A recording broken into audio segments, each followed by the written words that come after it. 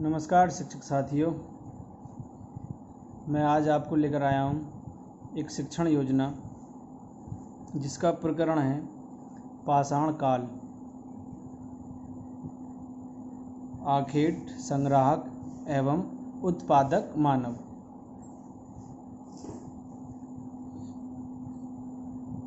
इसमें एक टेबल बनाएंगे जिसमें दिनांक, विषय, कक्षा, समय और विद्यालय का नाम व कालांश भी रहेगा।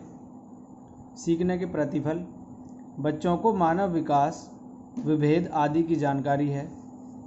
बच्चों को पुरापाषाण काल, मध्य पाषाण काल, नवपाषाण काल व धातु काल के विषय में जानकारी है। सीखने सिखाने की सामग्री, मानव विकास क्रम का चित्र, पत्थर, धातुएं, पाठ्य पुस्तक, TLM आदि हो सकते हैं। इस तरह से बच्चों को चित्र दिखाने हैं आपको।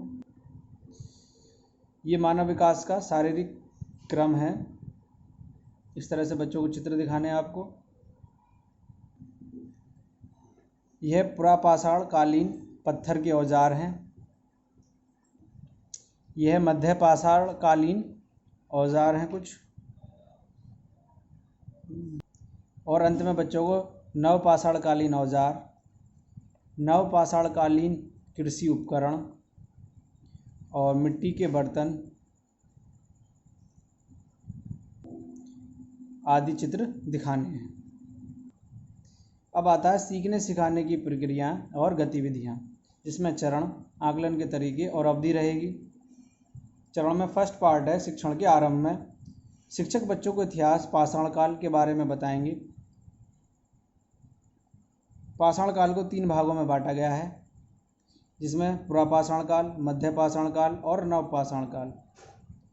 और एक नवपाषाण के काल के बाद एक धातु काल है, उसके बारे में बच्चों को बताना है। इन सबसे पहले हमें बच्चों को पाषाण काल के बारे में भी बताना है।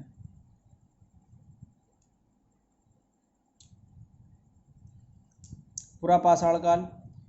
पुरापाषाण काल में मानव पहले खुले आकाश के नीचे, नदियों के किनारे या झील के पास रहता था। वह पत्थरों के औजारों से शिकार करता था। कंद, मूल, फल व ताज़ा मांस उसका मुख्य भोजन था। उस समय के मानव के पास घर नहीं थे और न ही बनाने आते थे। उसने धीरे धीरे गुफाओं में रहना प्रारंभ किया और पत्थर से पत्थर पर चोट मारकर उसने आग की प्राप्ति की। मध्य पाषाण काल। मध्य पाषाण काल मनुष्य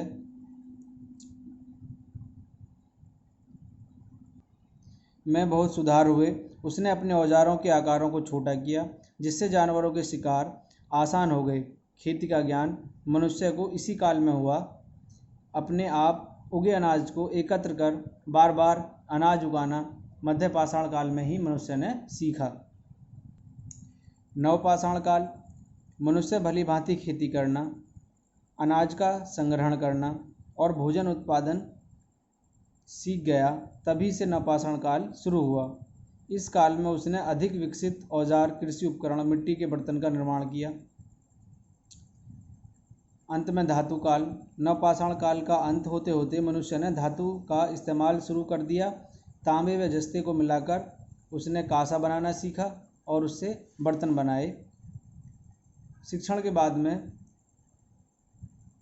हम बच्चों को इसमें पाठ में आए कुछ कठिन शब्दों को बताएंगे और भी कुछ बातें हम बच्चों को बता सकते हैं। अंत में गृह कार्य देना है बच्चों को, जिसमें हम प्रश्न उत्तर, शब्दार्थ, विलोमार्थ आदि दे सकते हैं। आगामी शिक्षण योजना में आपको आगे पढ़ाई जाने वाली योजनाओं के बारे में प्लान करना है। Thank you for watching.